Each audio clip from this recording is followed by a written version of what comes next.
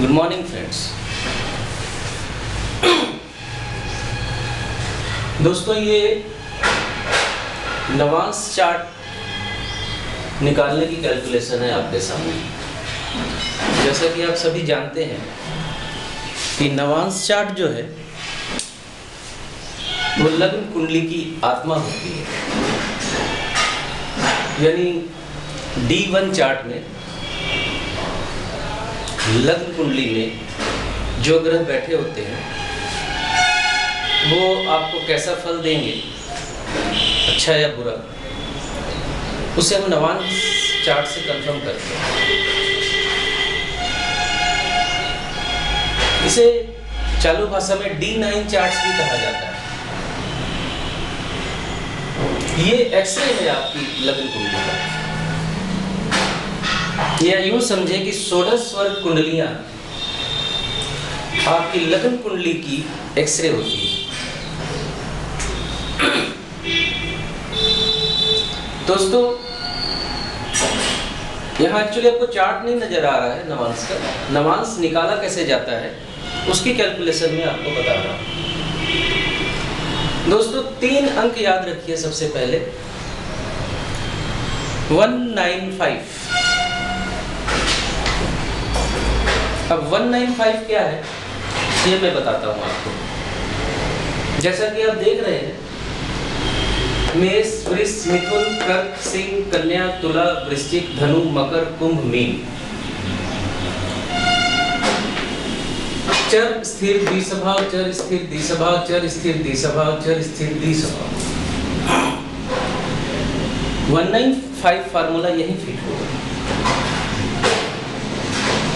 एक राशि में 1 से लेकर 30 डिग्री तक डिग्री होती है। तो चर राशि में पहला नवांश, एक छोटी सी बात बता दूं, एक राशि में नवांश का मतलब क्या है, यानी कि एक राशि के 9 भाग। एक राशि में 3 डिग्री 20 कला का एक नवांश होता है। अब 3 डिग्री 20, दूसरा 6 डिग्री 40, फिर 10 डिग्री, फिर 13 डिग्री 20, उसके बाद 16 40, उसके बाद 20 डिग्री, उसके बाद 23 20, उसके बाद 8वां नवांश 26 40 और 9वां नवांश 30 डिग्री तक।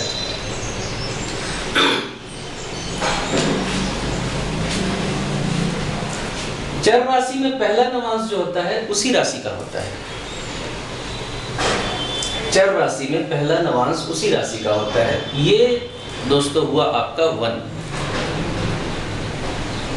यानी कि पहली राशि जो चर राशि जो है उसमें चर राशि का पहला नवांश उसी की राशि का होता है। यानी कि मेष राशि में अगर कोई प्लैनेट 3 डिग्री 20 कला तक या उससे पहले 3 डिग्री 21 कला भी हो जाएगी तो दूसरा नवांश हो जाएगा। 3 डिग्री 20 कला तक पहला नवांश जो है मेष राशि में मेष राशि का ही होता है। ये है दोस्तों आपका 1। उसके बाद एज इट इज दूसरा नवांश वृष राशि का, तीसरा नवांश मिथुन का, चौथा नवांश कर्क का, 5वां सिंह का, 6वां कन्या का, 7वां तुला का, 8वां वृश्चिक का और 9वां धनु का नवांश होता है। वृष राशि, वृष राशि दोस्तों स्थिर राशि होती है। तो स्थिर राशि में पहला नवांश जो होता है मकर राशि का होता है। क्यों मकर का होता है? 9 जो 195 मैंने आपको बताया, ये है आपका 195 का दूसरा 9। यानी स्थिर राशि में उसकी नवीं राशि से पहला नवांश शुरू होता है। वृष राशि में मकर राशि नवम स्थान की लॉर्ड होती है, इसलिए वृष राशि में उसका पहला नवांश होता है मकर राशि से शुरू होता है। उसके बाद कुंभ, मीन, मेष, वृष, मिथुन, कर्क, कन्या, सिंह, कन्या, इस तरह 9 नवांश निकलते हैं। ये है द्विस्वभाव राशि। यहाँ दोस्तों आ गया आपका 5, यानी मिथुन राशि में द्विस्वभाव राशि में उसका पहला नवांश पंचम राशि से शुरू होता है, यानी कि उसकी 5वीं राशि पहला नवांश बनती है द्विस्वभाव राशि में। दूसरा वृश्चिक, तीसरा धनु, चौथा मकर, कुंभ, मीन, मेष, वृष, मिथुन। दोस्तों, ये समझ में आ गया आपको 195। फिर यहां से शुरू हो रही चर राशि। चर राशि में पहला नवांश चर राशि का ही होता है 1। स्थिर राशि सिंह, पहला नवांश जो है उसकी नवी राशि का होता है, यानी सिंह राशि में मेष राशि जो होती है नवम की लॉर्ड होती है, तो ये पहला नवांश जो मेष राशि का सिंह राशि में होगा 19। कन्या, फिर द्विस्वभाव राशि। द्विस्वभाव राशि में पंचम राशि से पहला नवांश होता है, यानी कि द्विस्वभाव राशि में उसका पहला नवांश पंचम राशि से शुरू होता है, पांचवी राशि पहला नवांश बनती है। कन्या में पांचवी राशि का लॉर्ड होता है मकर राशि, सॉरी लॉर्ड तो शनि होता है, पांचवी राशि होती है मकर राशि, पंचम स्थान में मकर राशि होती है कन्या। तो ये दोस्तों 5। Is it clear? काफी सरल तरीके से बता दिया मैंने। 195 यही सिलसिला यहाँ भी जारी है।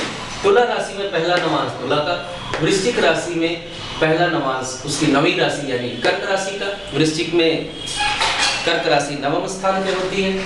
धनु द्विस्वभाव राशि, पांचवी राशि जो मेष राशि होती है, इसलिए धनु राशि में पहला नवांश जो मेष राशि का। उसके बाद फिर सिलसिला 9 राशियों तक यूं ही चलेगा, 9 नवांश तक, 1 2 3 4 5 यानी मेष वृष मिथुन कर्क सिंह कन्या तुला वृश्चिक धनु। फिर वही चर स्थिर द्विस्वभाव, चर राशि में पहला नवांश मकर का, मकर राशि में पहला नवांश मकर का यानी 1, कुंभ राशि में पहला नवांश तुला का यानी 9, मीन राशि में पहला नवांश कर्क का यानी 5। ये मुझे दोहराने की जरूरत नहीं, जहां तक मैं समझता हूँ। 195 195 195 195 दोस्तों, ये है आपके सामने नवांश कुंडली निकालने का फार्मूला। 1 से 9 तक नवांश में जैसे कि 9 भाग होते, 3 डिग्री 20 तक पहला नवांश, 6 डिग्री 40 तक दूसरा नवांश, 10 डिग्री तक तीसरा नवांश, 13 डिग्री 20 तक चौथा नवांश, 16 डिग्री 40 तक पांचवा नवांश, 20 डिग्री तक छठा नवांश, 23 डिग्री 20 तक सातवां नवांश, 26 डिग्री 40 तक आठवां नवांश और 30 डिग्री तक नवा नवांश होता है। अब यहाँ लिखा हुआ देखिए, देव नर राक्षस, देव नर राक्षस, देव नर राक्षस। नवांश में भी देव नर राक्षस होता है, इसका गण से कोई लेना देना नहीं है। जैसे कि हम जानते हैं देवगण नरगण राक्षसगण होता है, हालांकि इसका गण से कोई लेना देना नहीं है। लेकिन पहला नवांश किसी भी राशि में पहला नवांश जो उदय होता है, पहला नवांश जो होता है वो देव नवांश कहलाता है, यानी कि नवांश लग्न जो होती है वो देव लग्न होती है। पहली कोई भी हो, वो चाहे आपकी स्थिर राशि, पहली राशि कोई भी हो, मेष हो, मकर हो, तुला हो, कर्क हो, मेष हो, मकर हो, तुला हो, कर्क हो, एक ही होगा, वो देव नवांश कहलाता है। यहाँ एक चीज बहुत ध्यान देने योग्य है दोस्तों, कि पहला नवांश जो चर नवांश ही है, यानी कि चर नवांश की जितनी भी कुंडलियां हैं, नवांश लग्न चर लग्न होगी तो देव लग्न होगी। नर स्थिर, राक्षस द्विस्वभाव। क्लियर? नवांश लग्न चर लग्न होगी तो वो देव लग्न कहलाएगी, देव नवांश कहलाएगा। स्थिर होगी तो नर नवांश कहलाएगा और द्विस्वभाव होगी तो राक्षस नवांश कहलाएगा।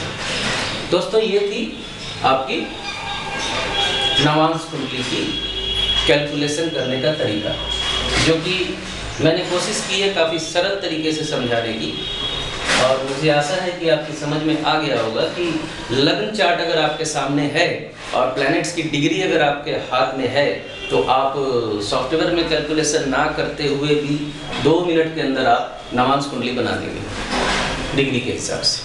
जैसे कि आपको देखना है वृष राशि में, वृष लग्न में कोई प्लैनेट अगर आपका, या वृष राशि में कोई प्लैनेट अगर 6 डिग्री 40 कला से 10 डिग्री के अंदर है, तो वृष में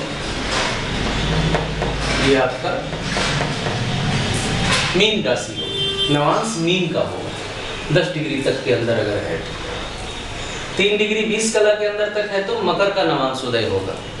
कोई भी प्लैनेट किसी भी राशि, मेष राशि में बैठा है अगर, वृष राशि में अगर बैठा है, कोई भी प्लैनेट अगर कर्क राशि में बैठा है 16 डिग्री 40 कला के अंदर, उसके ऊपर नहीं, 13 डिग्री 20 कला से लेकर 16 डिग्री 40 कला के अंदर अगर कोई प्लैनेट बैठा है कर्क राशि में, तो वो प्लैनेट नवांश में वृश्चिक राशि में मिलेगा आपको।